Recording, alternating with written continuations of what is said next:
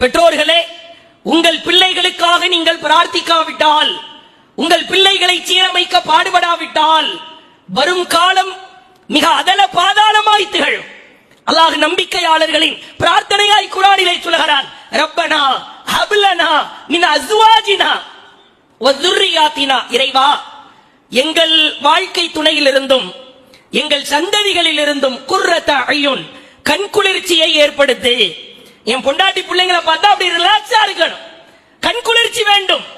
வஜஅல்னா லில் முத்தகீன இமாமா, இறையற்றவாதிகளுக்கு நாங்கள் முன்மாதிரியாய் திகழ வேண்டும். இறைவா, மனைவியை பார்க்கிற பொழுது, மக்களை பார்க்கிற பொழுது கண்களுக்கு குளிர்ச்சி ஏற்பட வேண்டும் என்றால் பெற்றோராகிய நாம், பிள்ளைகளாகிய நாம் இறைவனுக்கு பிடித்தமான காரியங்களை செய்ய வேண்டும். அப்பொழுதுதானே கண்குளிர்ச்சி கிடைக்கும். சந்ததிகளை சீரமைக்க பாடுபட வேண்டும். குறிப்பாக சமகாலம் நாம் வாழ்ந்து கொண்டிருக்கிற காலம் மிகவும் மோசமான காலம்.